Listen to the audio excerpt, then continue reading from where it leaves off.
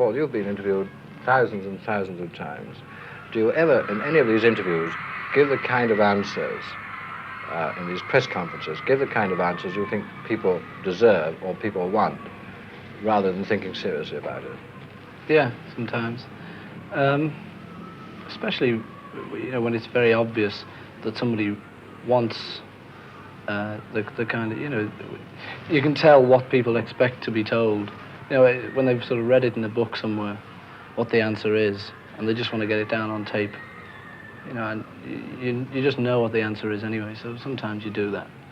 It's just because it's quicker to do it than go into a long explanation of the real answer. But not with sort of real serious questions. It's normally with the daft questions you do that. And does this occur sometimes with people who look for gimmicks about you and about the group, where there are really no gimmicks at all, or where something has just happened naturally?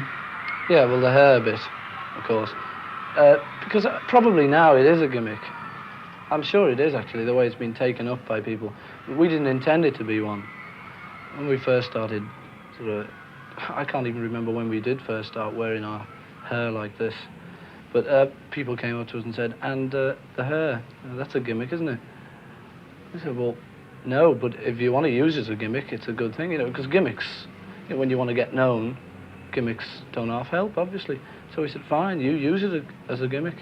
They did, and it's become one since, but we never originally thought of it as one. Paul, how old are you? 21 and 14th, in 4 days I'm 22, getting on. How does all this outside feel to you now? You're isolated in this air-conditioned hotel, not quite soundproof.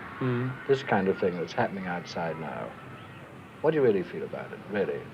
Really, what we always say, the same old adjectives: great, marvelous, wonderful. Because it is. It's a marvelous feeling. It's the same feeling as when you go out on stage and you get a great big scream. It doesn't matter that it's a scream. There's nothing deep behind a scream. A scream's just the same as a roar at a football match. There's nothing sort of sexual or any, horrible things like that. Because, that's the sort of thing people occasionally read into it. There's nothing like that in it, I don't think. Because I know that when I used to go to shows, I'd shout.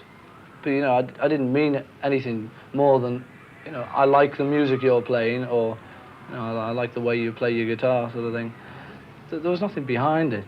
And so when I hear that now, it's flattering. It's nice to think that people enjoy either what you're doing or sort of things you say. It's a good feeling. Well, since you find it flattering and you are in part responsible for it, do you worry about things, for instance, the things that happened here yesterday, when people are in situations where they might get seriously hurt? I don't actually, no, because I've never come really into contact with a situation in which anybody's been hurt. People ask us whether we worry about getting hurt ourselves. It doesn't worry me because I've never been near enough to it. I've heard all these stories about people getting their coats ripped off their backs. Never happened to me, though. But you're very well protected, aren't you? Yeah, which helps.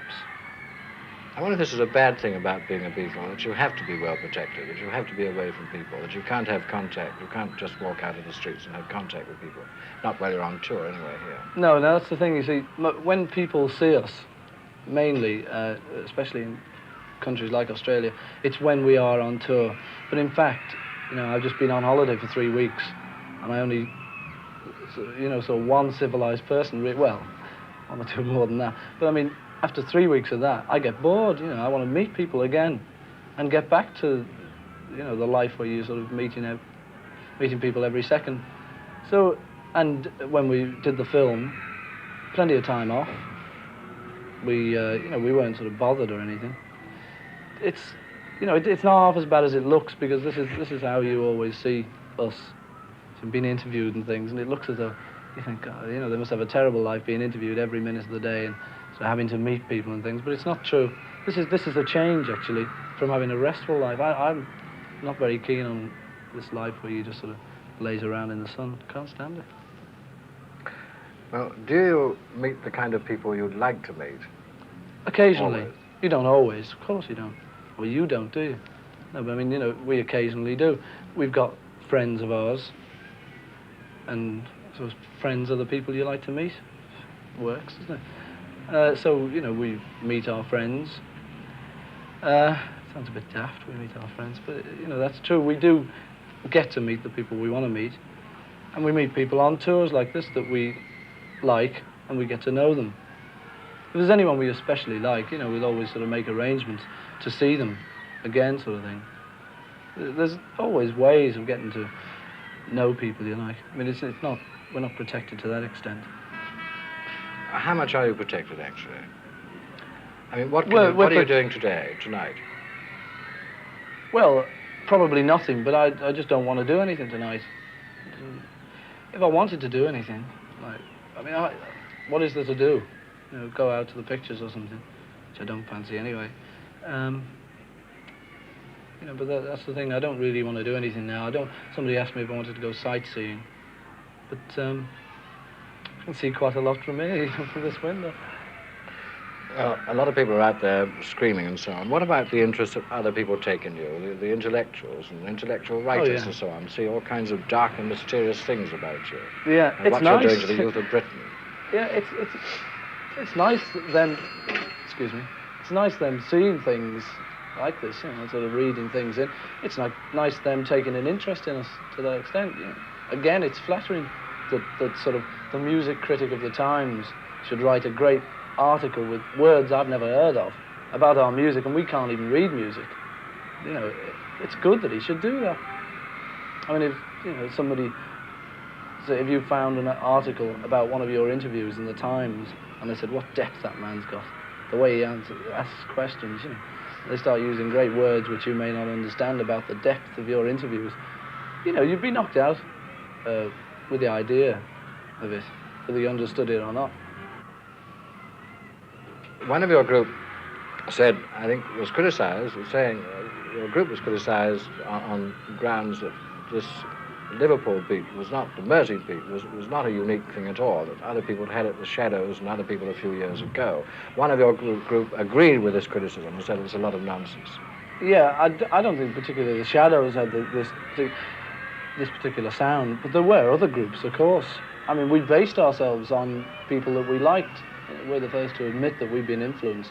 But the thing is that we were influenced by different people, not by one particular group. And so that we reckon that we've got influences from these particular people and sort of rolled them all into one, and that's our sound. It's probably not original, but people think it is. No, we don't particularly think it's original. But you haven't claimed it is? No, I wouldn't claim it's original. But if people like it, it's good enough for me. Is there anything you really don't like about being a Beatle? No, I like it.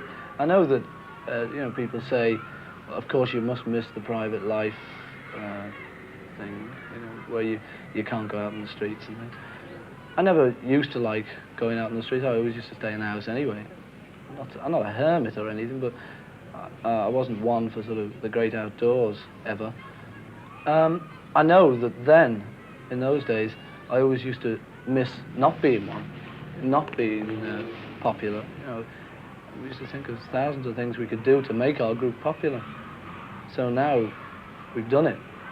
It would be stupid to be dissatisfied with it, and I'm not.